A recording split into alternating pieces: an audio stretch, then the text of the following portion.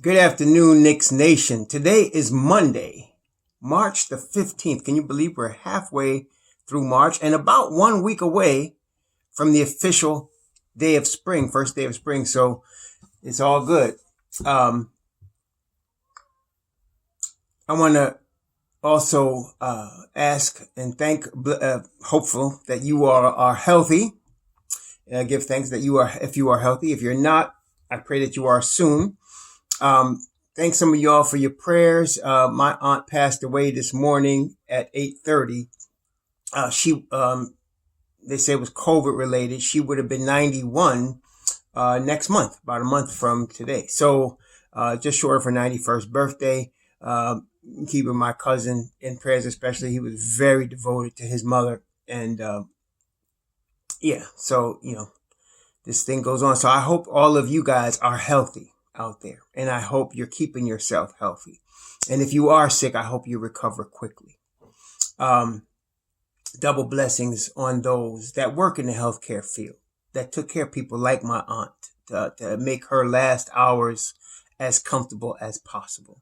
And that people were taking care of her before she actually tested positive while she was in her home, and coming in and helping cook for her, clean her, bathe her, and all that. So double blessings on those that work in the healthcare field, that work so selflessly and also risk their own lives, to take care of people like my aunt and others. Double blessing on those that pick up garbage to make places clean and sanitary so that rats and roaches and disease does not proliferate. We just take that for granted in the United States of America, especially. It's not like that everywhere, especially also in the United States. Double blessings on those that make deliveries, unsung heroes, that deliver things like food, to supermarkets and to delis, to places that you just walk in and assume is going to be there, no matter what the weather, no matter what the situation. As now today, March the 15th, there was a blizzard in the Midwest United States, and many people died. And there was a tornado in Texas, caused some people serious property damage. And so in all of these type of things, we still get our deliveries. And so double blessings on them. Also, double blessings on those who are out here working in an area that most people don't even think about unless it's your child or somebody's child that you know. The sex trade operation. I have two daughters, and both of them have been approached. One of them was definitely, somebody was trying to kidnap her. I happened to be there. Okay, then that's why it didn't happen. But if I wasn't there, who knows what would have happened. So double blessings on those that are working, trying to deliver boys and girls and teenagers from sex trade operations that are going on worldwide, and curses on those that support such an industry. Also, finally, double blessings on those working for the homeless, of which there are 500,000 men, women, and children, including veterans also, in the United States. 500,000 people that don't have a home. And that doesn't include the millions around the world in the same situation. Blessings on those working for those homeless people, trying to help them. Double blessings on the homeless themselves, and may the Most High put an end to all this soon so that there'll be no more homelessness. Okay, so the Knicks played a basketball game over this past weekend. And the Knicks put the stomp down on Oklahoma City Thunder. First thing I want to say is what we are also noticing, Knicks Nation, is that the Knicks are pretty much winning the games you expect them to win. And we have not seen this phenomenon. The last time we actually seen the Knicks actually consistently win games they're supposed to win was the 54-win season under Mike Woodson. That was the last time you actually seen that. Okay? And so now they're going against a team like a Detroit, or they're playing a Washington Wizards, or they're playing, in this case, Oklahoma City Thunder, teams that are rebuilding. And I'm not going to say these teams stink. I'm just saying they're rebuilding, because I have respect for Detroit under Dwayne Casey, the rebuilding. Okay. Washington Wizards. I forgot the coach's name, Brooks, who used to play for the Knicks. Or even Oklahoma City, Sam Presti. This is the same Sam Presti now that drafted one James Harden. He drafted Russell Westbrook. And he drafted a guy named Kevin Durant. all three became MVPs. He's also drafted Theo Maledon and Pokusevski. People, and Dort. People now we don't know about, but I'm telling you, in a couple of years, these guys are going to be really good. Okay? Maledon and Pokusevski is like 19. Pokusevski looked like, he'd been starved to death, but the kid's got skills. He's just, I wouldn't have put him on an NBA court this year. I think we talked about Pokusevski in our, or several months ago when we were reviewing possible draftees for the Knicks. And I liked him. I just did not like him to play on an NBA court this year. I wanted him in the G League from day one and let him develop, because of the obvious lack of size and, immaturity in his body. Skill level is going to be tight though. When he does get used to the speed of the NBA game, and that may take a couple of seasons, but when he does, he's going to be really, really good. He's going to be what we thought Kristaps Porzingis would have been without the diva attitude and without the injuries. He's really that good. He's that skilled. And Maledon, a lot of y'all wanted Maledon in this year's draft. And I understand why. He's a really solid player. He really is a solid player. He's going to be a good pro for a long time. And he's only 19. And then Dort has already proven himself. He plays excellent defense. And now he's come around offensively as well. Oklahoma City, I'm glad we could beat them now while they still puppies, because when them dogs grow up, they're going to be tough, so kudos to them. But this is a game we're supposed to win and a game that we did win. So this is good. Only disappointment I have, of course, Frank started because EP was hurt. And of course, we know Derrick Rose is still in health and safety protocols because of the COVID. And so Frank started, but he only played, he played 5 minutes and they pulled him. Of course, so his stat line sucked, but he's committed 2 fouls. But if you watch the game, he was playing excellent defense. The second foul was, but I didn't think he should have shot the whole game. But at the same time, I'm not complaining too much because IQ came in and did what he does, man. And you know what? IQ, even when he's not looking good, is still good. And the thing that I like about IQ and our boy RJ, and what excites me about both of them, is that they both have the strong potential to become NBA impact players. Now, this is, okay, I want to explain something to y'all in NBA and Knicks Nation. There are players and then there are players, right? So your impact players are your players that when they're on your team or on the court, they change the whole dynamic. The defense has to adjust to them and they can win games for you, okay, because of their sheer ability. Now, both RJ and IQ are too young to really be the dominant impact players, but the foundation for them to become that is there. Okay. And that's why we keep guys like that. We don't talk about trading guys like that. These are impact players. Mitchell Robinson is on the verge of becoming an impact player. And I want to say this. Most defensive impact players are not appreciated by the average fan, but they're very much appreciated by champions and by perennial playoff teams. They particularly are appreciated by those type of teams because they know those type of teams, the organizations understand that defensively impactful players help you win ball games and win championships. Because why? In crunch time, and if you pay attention to the playoffs, in the NBA, it's the last 5 minutes of the game that decides the game. It's the last 5 minutes, and it's the stops that you can get in those last 5 minutes that can decide the game. See, you don't pay attention to these type of guys for 82 games and, most of the time. But when you're in the championship or you're in a playoff game and you need to stop, these guys become extremely valuable. Okay. And that's what you have them for. That's what you got Pascal Siakam got a big contract. OG Anunoby got a big contract in Toronto, and their contracts were not based on them being all-star players. It was those last 5 minutes of games that those guys can lock you down. Okay. And champions, LeBron, AD, okay, Kawhi, They just don't hit big baskets at those times, which they do. But it's the ability to make sure that they get the stops they need at money time. That's why you get those players. Okay. Now, LeBron, AD, Kawhi. These are superstar impact players. Why? Because they not only impact the offensive end of the floor, obviously, but also the defensive end of the floor. Which brings me to Frank. Frank does not impact the game offensively. If he's hitting that 3 ball, he brings a dimension that actually helps a lot, but he's not an impact player. On the defensive end, that's where you want a guy like that. Okay. It's not because of his stat line. It's because tonight we're playing the Brooklyn Nets with Kyrie Irving and James Harden, 2 of the NBA players that are offensively unguardable. This is where you want Frank, because neither of these guys want to see him.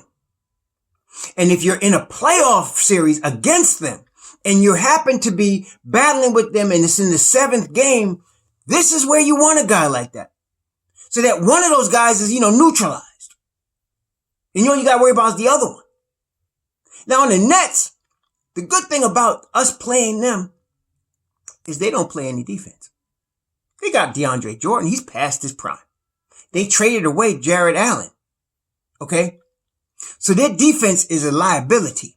All 3, Durant, Harden, and Irving are unstoppable offensive players. But at the same time, they don't stop anybody defensively.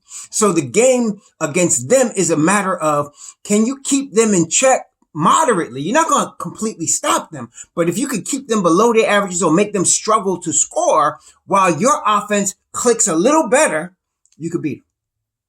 Okay. So the Knicks now, they have the defensive ability to put the clamp down on the Nets.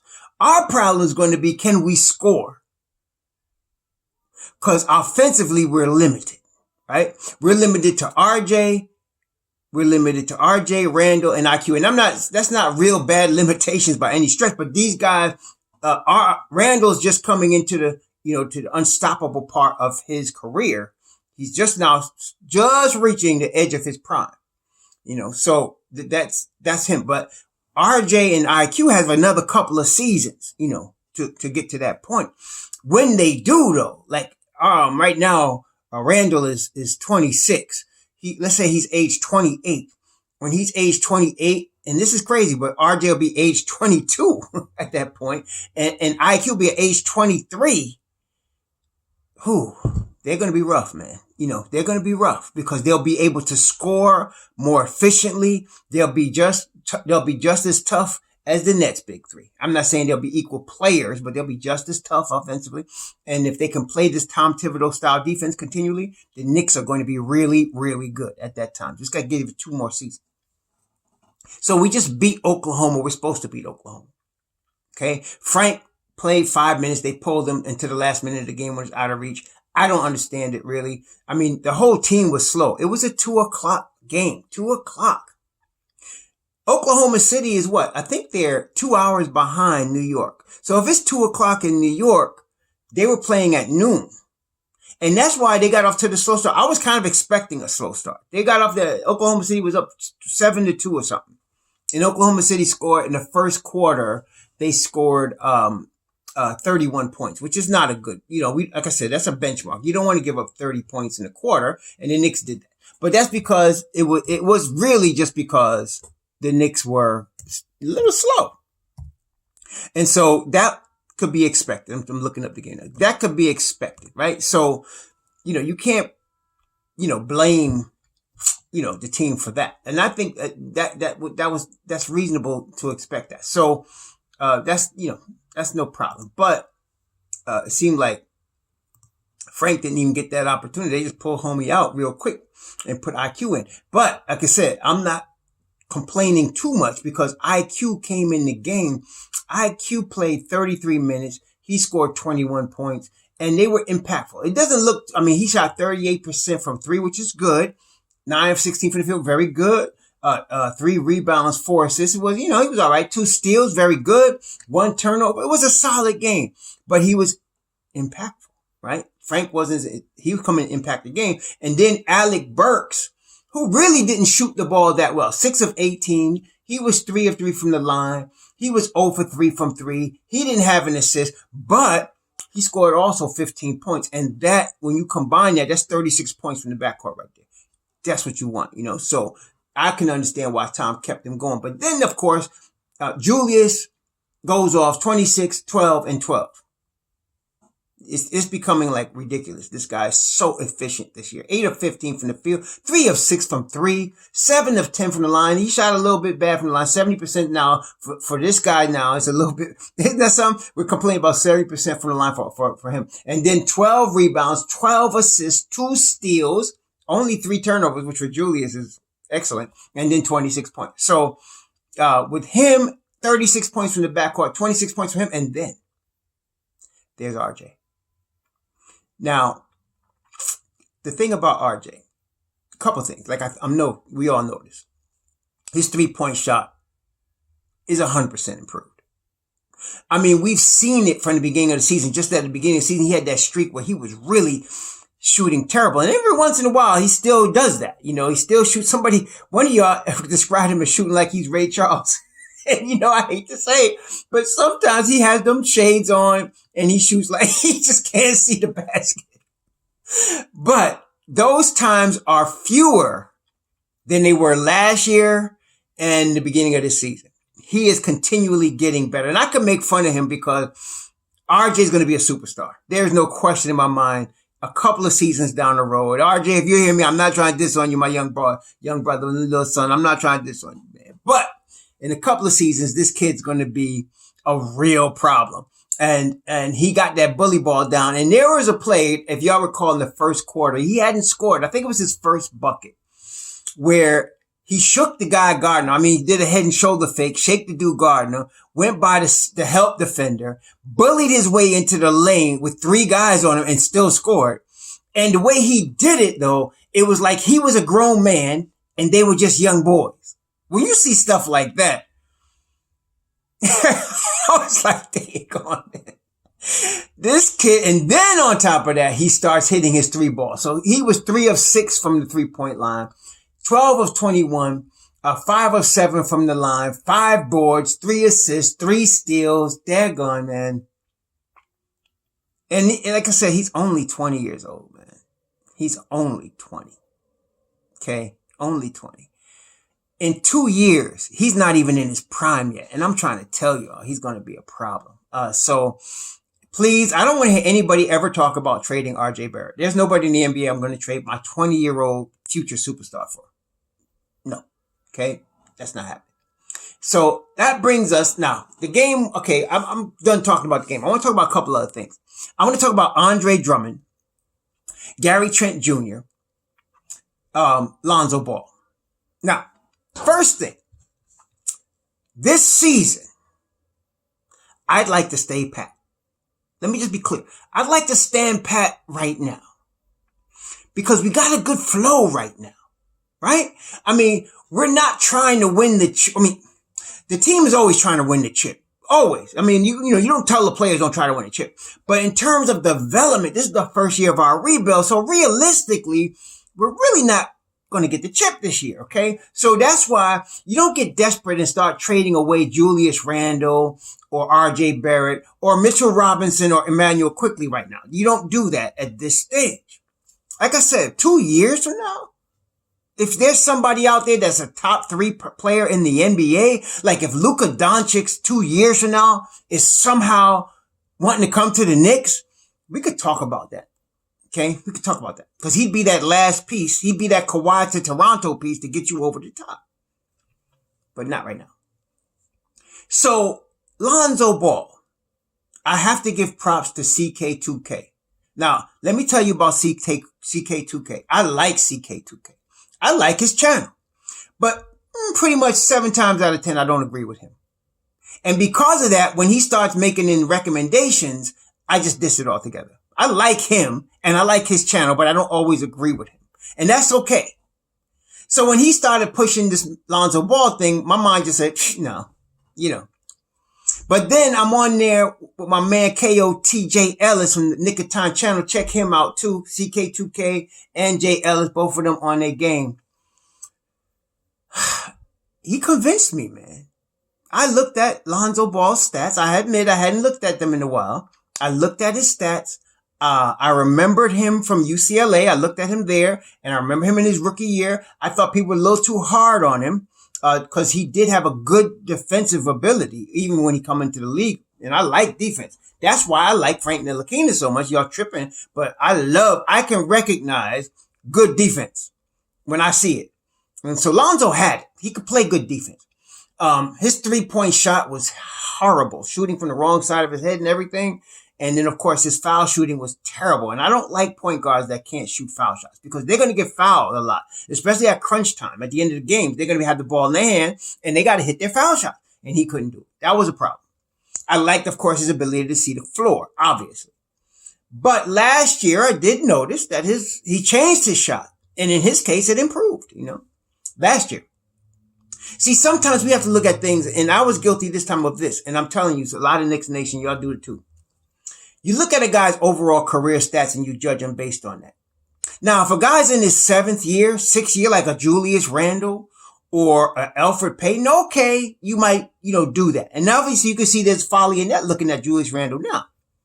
But you don't do that with guys that come into the league at 19 or, 18, 19, 20 because they're developing every year. So you can't really look at what their overall stat look like for their career and judge them. You have to see what the most recent year is. And I admit I had not looked closely at Lonzo's recent year. Lonzo is still young. I mean, he was one of those cats that got drafted at like 19. So Lonzo's now 20, what is he, 22, 23? He's 23. Okay, born in October. So he just turned 23. And his stat line this year, he's averaging 14 points, 5 assists. He's shooting 42% from the field, which ain't great, but he's shooting 38% from 3 and 76% from the line. These are tremendous numbers. I mean, his career, look how much he's improved. He was shooting 54% from the line. Now he's shooting 76. That's improvement. That's development. That's what you want to see with young players. Now, the good thing about him, he's been getting a lot of minutes. I mean, from the beginning of his career, you've never hardly seen Lonzo get benched like for a game or something. He plays a lot of minutes, and that's what these young guys need. And he had an opportunity to do that both in LA and in New Orleans. So I like Ball. I don't want to go for him now, though. Now, I don't know. This is the situation with Lonzo. He is now playing on his qualified offer. That's what he's playing. He's getting $14 million this year. And he's playing on his qualified offer, which means he's going to be at the end of this year a restricted free agent. He's getting 14.3 this year, as that was his qualifying offer. And his cap hold for next year is going to be heavy. So New Orleans has got to make a decision. Are they going to keep him and pay him or not? And so they got Eric Bledsoe, Eric Bledsoe is a vet. He's not the long-term option for this young New Orleans team. They want to hand the keys to Kyra Lewis. Okay. And I agree with that. They need to hand the keys to Kyra Lewis. He's a young kid, but in 2 or 3 seasons, he's going to be the deal. So, I would hand the keys to him. So if that's the case, they're going to have to trade Lonzo Ball. You can't play 2-point, even though a lot of teams do that. You don't see winning teams do that too often. I mean, Toronto did it, with Fred VanVleet and Kyle Lowry. But I think that's the only successful, pairing like that, as far as playing 2 guys that are like under 6'2". Most times you got to have at least one of those guys 6'3", 6'4", 6'5", to compete, defensively. So I don't think they want to keep Kyra and Lonzo together to play them together. They're both points. Neither of them are really off-ball players. So they're going to hand the keys to Kyra. That means Lonzo expendable. Now, the problem for New Orleans, and you have to think of this from their perspective. Griffin is their GM, and he's a smart kid, smart guy, man. So, you got to think of it from their perspective. Lonzo's a lottery pick. They don't want to lose him for nothing. So and although they have the opportunity to match whatever, is offered him, as I said, they're going to go with Kyra. And I can understand why. They're going to go with Kyra going forward. So they don't want Lonzo really, but they don't want to lose him for nothing. So either they will try to trade for him now, or they will try to offer a sign and trade for him in the offseason. And that's most likely the scenario. Because if you're David Griffin, what you're doing is you want to get the most you can for him. Look at the haul they got for AD, right? He wasn't going to get fleeced.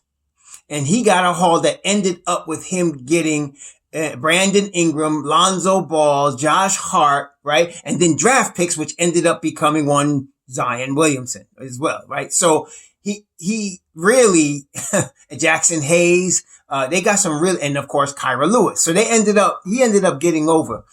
He's not stupid. And I'm glad we got a guy in Papa Rose that ain't stupid either. So my man's going to try to get as much as he can. He's going to drive up the price now to see if there's a sucker out there that's willing to overpay for Lonzo Ball. Okay. And that's why we're not going to touch him now. We're going to wait. Now in the off season, he's limited in what he could do because they want to do a sign and trade, but Lonzo don't have to do a sign and trade. Lonzo can say, forget y'all. I'm going to go out here and get what I could get. And y'all got to match or walk. So that's a better position for us to be in at that point. So I think we try to get Lonzo in the off season. Okay. Now let's back up for one more second. I would rather have either Cade Cunningham or Jalen Suggs. I would rather have them. But daggone Luka Doncic is keeping daggone Dallas in the playoff hunt. I ain't gonna say Luka and KP because KP hardly there, man. You know, it's Luka. That daggone boy is, he's like Mozart, man. He's a damn prodigy. So, he's keeping Dallas in the playoff hunt. And so we're not going to get a lottery pick. I'd like to package, all three of our picks and Saka move up and get one of those two kids, man. But it ain't going to be that easy, which brings me to my next point. So just to finish this last point, if we're going after Lonzo, you can forget Cade and Jalen off the table. Cause when you go for Lonzo Ball as your point guard, you're marrying Lonzo Ball for at least, his contract. Okay. So you're marrying him and you forget Cade, forget Jalen, and don't start whining about if they turn into superstars later. It's over. Okay. I hate when people do that. Well, we should have did. Listen, man, we did what we did. We move on. Okay. Like we should have hired so-and-so. We hired. Look, man, it's over. Let's move forward. Okay. So if we go after Lonzo, we're after Lonzo. And we're not after Cade, and we're not after Jalen Suggs.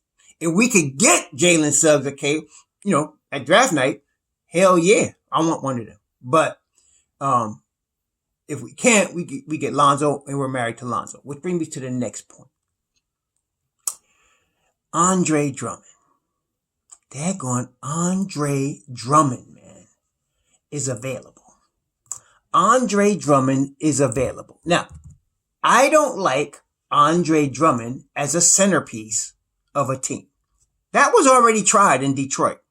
And it didn't work. Did not. But he's one of these guys that if you got him as a third or fourth option, that changes things. That changes things. And this guy is 27. He's in his prime. He's just coming off a humongous contract. I mean, he just got paid. I don't want to necessarily give him no max money now. I don't. But daggone, if he's a free agent. Now, let me just back up for a second. I'm not renting anybody. Well, I would rent JJ Redick. Yeah. But as far as long-term money, tying up our money, I'm not renting anybody like Andre Drummond for 1 year. No, for only half a season. Now, if he comes in, he's got to sign a long-term deal. Now, let's look at the scenarios. If we were to get an Andre Drummond and we signed him, now, how much was he getting paid? Let me just see how much. I mean, I think he's getting $28 million. I think he's getting $28 million this year, man. I think that's his deal. I think he's on the last year of his deal, which is why they're talking about, buying him out. But I want to say, where is he? I want to say he's on the last year of a $28 million. Yes, he's getting 27 million. He's on the last year of a deal that paid him about 100 million. The Knicks will have 70 million in cap space this year. The decision is this. Is Mitchell Robinson expendable? That's the decision. Let's go through the scenario. If we were to sign Andre Drummond, he'd become automatically our starting center. Mitchell Robinson would become our backup center, and we'd have to get rid of Nerlens Noel. That'd be it. Okay? He wouldn't play. He'd be our third string center. But Andre Drummond as our center would make us dangerous. Would make us very dangerous. The guy plays defense. Offensively, he has developed so he can actually play off the dribble now. He's actually, he doesn't shoot any threes. That's not his game. But and his foul shooting sucks. But obviously, his career is 14 rebounds a game. Career. 14 rebounds a game. I don't want to overpay for him. Really, I don't. If I was going to sign him, he's not getting 100 million from me. I mean, 4 years, 80 million. What do y'all think? I say 4 years, 80. Okay? That's 20 a year. And I'm really reluctant to do that. I don't like the feel of it. I don't like the taste of it. But I have to admit, if you have this cat as your center, if you have him as your center, and you play him the same way you play Mitchell Robinson, you move him around, he's going to be wow, man. So I'm just thinking, if we were to get him, now we could possibly get Cade or Jalen. You say, how would that happen? At that point, Mitchell Robinson is going to want to get paid. There's no question. He wants to get paid. Okay. And he's going to get paid. Mitchell Robinson is 4 years, 60 million. 4 years, 48, 4 years, 60. He's going to get that. Okay. That's the going rate for somebody in his position playing like him.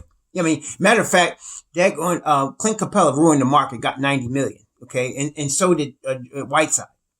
And Richard Robinson's in there. That's in that same class. I don't want to pay him 90 though. He's only 22. So, he's going to get his money. And so he's going to want to be traded.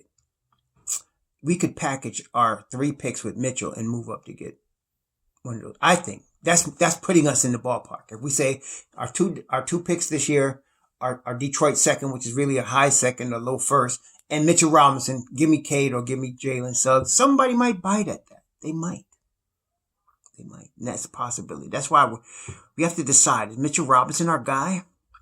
And I favor Mitchell Robinson. I've always favored Mitchell Robinson. If you're asking me, I don't make the deal. I keep Mitchell Robinson. If you're asking me, right? I keep Mitchell Robinson. You know why? I'm not saying whether he's better or not than Andre Drummond, but we're supposed to be changing our culture. We drafted Mitchell Robinson. I favor the guys we draft. When they're part of Knicks, to me, they're Knicks. I don't look at the prettier girl on the other side of the room and dish my girl. You see what I'm saying? That's just me though. So I'm saying I'm keeping Mitchell Robinson. But I can understand if they didn't.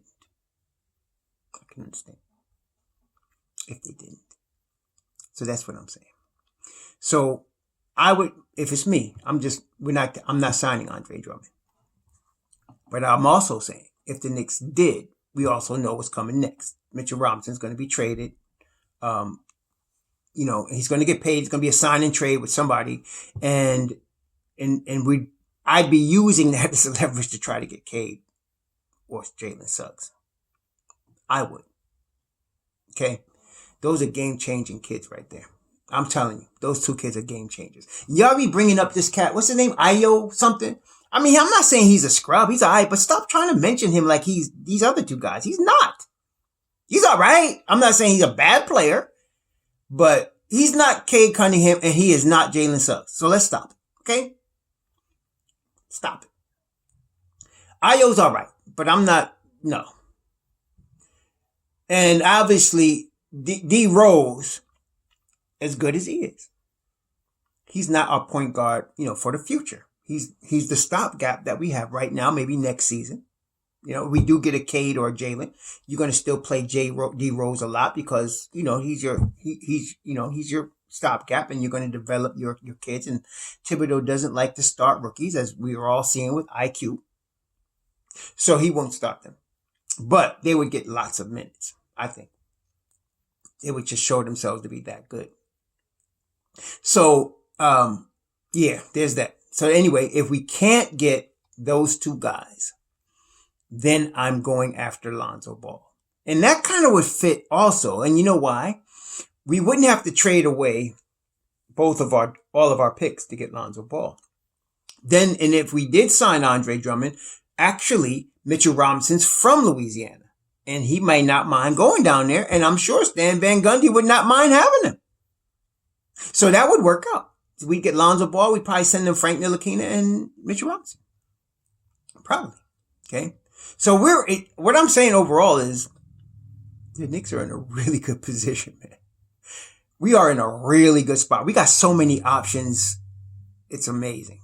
I'm feeling like what Sam Presti must feel like in Oklahoma City after he fleeced somebody, or like what Masai Ujiri must feel like. We're feeling like that because we got that kind of options right now.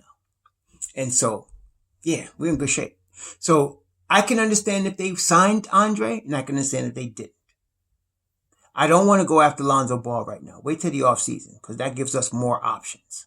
Okay, and we're not going to get fleeced by daggone David Griffin. No, we're not. So we'll wait. And now, that brings me to one more guy, Gary Trent Jr. I want you to understand something. There are players that are available, and there are players that are not available. Okay? There are players that we like, but they're not going anywhere. Right? Like we liked Fred VanVleet. Like I didn't want to sign him for that kind of money, but he was always going back to Toronto. Right? We liked Kawhi Leonard when he was coming out of the Toronto and he was a free agent, but we all knew he was going to LA. You know what I'm saying? So some people just flippantly say, oh, but let's go get this guy. Like they're available. They're not all available. Now, Gary Trent Jr. is going to be a restricted free agent. Okay. That means they can match whatever. They also have his bird rights. They drafted him so they can go over their cap and sign him. No problem. They can do that. Some of y'all think because Anthony Simons is so good that maybe they'll make Gary Trent available. Not for nothing. Y'all need to think if it was you. A lot of Knicks fans and they only think from the Knicks perspective. Think from the other team's perspective. You're Portland. Yes, you got two max guys in your backcourt. But you got this kid you drafted in the second round that showed out in the playoffs last year, and he's showing out this year. You gonna just let him walk? No. Not only that, how long can Dame Dollar be at that level? How long can he continue to play at that level? Everybody has a limit, y'all. Okay? CJ has been hurt all year. It's only a matter of time before it starts happening to Dame. I'm not trying to wish Dame no harm, but everybody gets old, man. It happens. Father Time catches up to everybody. So you got two guys already in Simons and Trent Jr., that you got already. You ain't got to go searching for no more guards. You got them. So you're going to want to pay them. You got to pay them. Now, if they decide not to pay both of them, now neither Gary Trent Jr. nor Anthony Simons is a max player right now. They may become that in the future, but they're not right now. Okay? So Portland can actually sign both of them and keep them if they want to. And I would. If I'm Portland, I'm keeping both those kids. That's my backcourt of the future. Okay? That's my backcourt of the future. So you keep them. Okay? And now, I wouldn't sign them until I had to. I don't know how much cap space they got. Now, if they got any cap space at all, if I'm them, I'm trying to get Andre Drummond. If I'm them, I'm trying to get Andre Drummond. If I'm Portland. See, I know Dame has been doing this for years. Whoever's available, that's a star player. That boy is on the phone trying to get him. So I would not be surprised if Damian Lillard was on the phone trying to convince Andre, come to Portland, man, come to Portland, man. So Portland is over the cap. If they could get Andre Drummond for the rest of the season on a minimum deal, which I think they could, and they win a chip or something with him, or they get at least to the finals again, because remember, they've been to the conference finals now before, recently in the last 2 seasons. So they're rough. And Dame is now at the top of his game. Dame is in his prime. Okay. CJ too. So, that's what I would try to do if I were them. So, I mean, aside from that, they got a really good team. Nurkic, I would let him walk. He's been hurt too much, man. He's been hurt. Like, he's a good player, but that cat is always getting hurt. And they got right now for next year a team option on him, non-guaranteed $12 million. I might let that cat walk because he just gets hurt too much, especially if I could sign Andre Drummond, in the minimum contract for the rest of this season. Okay, and see what we can offer him now as our property next season. So that's what I would do if I was him. But I am not letting neither Anthony Simons or Gary Trent Jr. walk. I'm not letting either of those guys go. No way. Okay, so that's why the Knicks, I would definitely want to offer Gary Trent Jr. a contract. But you have to understand, it would have to be a poison pill. And I don't want to overpay for Gary Trent Jr. I mean, you know what I'm saying? So, he's probably right now on the open market. I would probably give Gary Trent Jr. 3 years, $42 million. That's what I would probably give him right now. 3 years, 42. I heard they offered him a contract already and he declined it. So he's trying to get paid. I would give him 342, maybe 348. I wouldn't give him a 4-year deal right now. I would give him a 3-year deal, a 4th-year option, maybe a team option on the 4th year. But I wouldn't overpay for him. I don't want to overpay for him. He's not a max player. And so you want to keep your checkbook flexible for that guy. And all of a sudden, Kawhi decides to opt out, which he could do. He decides to opt out and he's going to look for someplace else. And we're in the market for a superstar all the time. So you want to make sure you have that checkbook prepared. So if somebody like that comes along, meantime, you just keep grinding and building. So I don't want to pay all my money to somebody like Gary Trent Jr. and mess up my salary cap. So you gotta be prudent here. So, and of course, we still looking for Lonzo, right? So we're gonna have to pay Lonzo 18. I'd like to pay him 15 and get him, 15 million a year, but he's making 14 now. Okay. So we're gonna probably have to go 4 years, 72 for Lonzo. 4 years, 72. That's 18 a year. So that's 18 million of our 69 million in cap space. We still got money. Okay. We could do that though. So we gotta keep these things in mind. And if we keep in Mitchell Robinson, that's going to cost us 12 to 15. I'd say 15. So he's going to get 4 years, 60 million. So that's another money off our cap space. So now between Lonzo and Mitchell Robinson, you done spent $33 million. You still got 26 million, that you can spend. Okay. That's fine. We can still track somebody with that. And then you got some expiring deals. If you're the Knicks, you're going to lose, Elfrid Payton. You're going to lose all these 1-year contracts that we have. We're going to lose all these 1-year deals. And finally, I think we still got 1 more year of that sucky Joakim Noah's contract. But we're going to lose Austin Rivers. We're going to lose a lot of these 1-year deal guys. But if that means we get Lonzo and Gary Trent Jr., that's pretty good. But I don't think they're going to. Gary Trent Jr. is not realistic. He's not realistic. No, he's not. Because, like I said, if I'm Portland, I'm not letting him go. Not. Okay. So, anyway, realistically, I can see us getting Lonzo. We have a very small but outside shot, but we're in a game to get a Cade or Jalen, depending on what we do this summer. We could possibly do that. I would trade all 3 of our picks, and I would trade Mitchell Robinson to get him. I would. But that's another story. Get one of those 2 kids. Those are game changers. Those are impact game change players. All right. So anyway, but realistically, we're probably not going to do that. We're probably going to end up with Lonzo Ball. We could probably get that. I think Lonzo would love New York. I think his father definitely loves New York. So I think they would come. And I'm looking at 18 million. I won't overpay for him because we got to keep flexible. And then we'll have our draft picks and we'll see what we'll do with them. Andre Drummond. Like I said, I'm keeping Mitchell Robinson if I could. I can understand if they traded for him. Thibodeau would probably want him because Thibodeau don't care about development. But I probably want to keep Mitchell Robinson. He's a Knick. We drafted him. We developing him.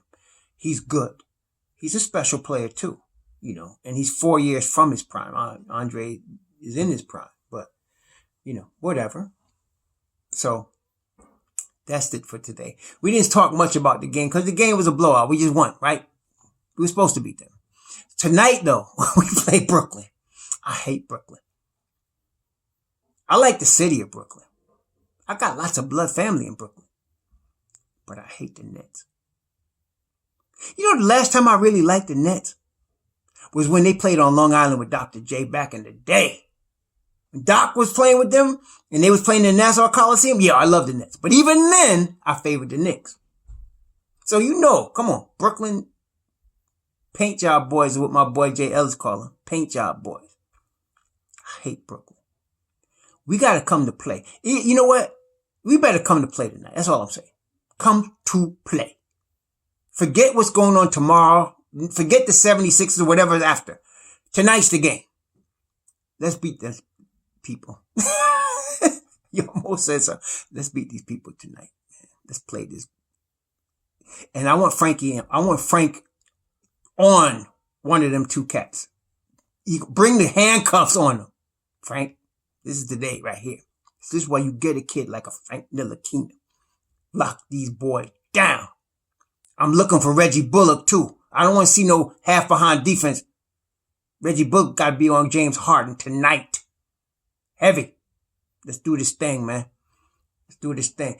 IQ. I want IQ coming off the bench. IQ will kill the Nets second unit. With that teardrop. Listen, when IQ has the floater going, oh my gosh, man. And he had it going against OKC. So if he has